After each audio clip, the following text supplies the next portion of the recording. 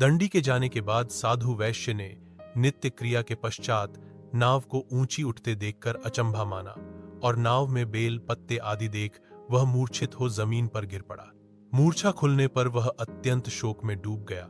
तब उसका दामाद बोला कि आप शोक ना मनाएं, यह दंडी का शाप है, इसीलिए हमें उनकी शरण में जाना चाहिए, तभी हमारी मनोकामना पूरी होगी। दामाद की बात सुनकर वह दंडी के पास पहुंचा और अत्यंत भक्तिभाव नमस्कार करके बोला, मैंने आपसे जो जो असत्य वचन कहे थे उनके लिए मुझे क्षमा दे।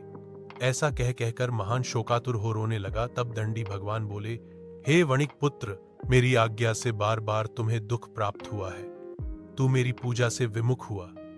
साधु बोला, हे भगवान, आपकी माया से ब्रह्मा आदि देवता भी आपके रूप को नहीं जानते, तब मैं अज्ञानी कैसे जान सकता हूं। आप प्रसन्न होइए, अब मैं सामर्थ्य के अनुसार आपकी पूजा करूंगा, मेरी रक्षा करो और पहले के समान नौका में धन भर दो। साधु वैश्य के भक्तिपूर्वक वचन सुनकर भगवान प्रसन्न हो गए और उसकी इच्छानुसार वरदान देकर अंतर्धान हो गए। ससुर जमाई जब नाव पर आए तो नाव धन से भरी हुई थी। फिर वहीं अपने अन्य साथियों के साथ सत्यनारायण भगवान का पूजन कर अपने नगर को चल दिए। जब नगर के नजदीक पहुंचे तो दूत को घर पर खबर करने के लिए भेज दिया।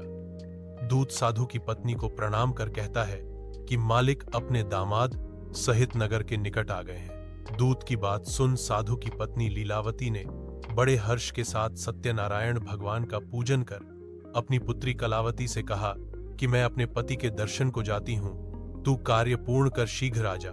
माता के से वचन सुन कलावती जल्दी में प्रसाद छोड़ अपने पति के पास चली गई।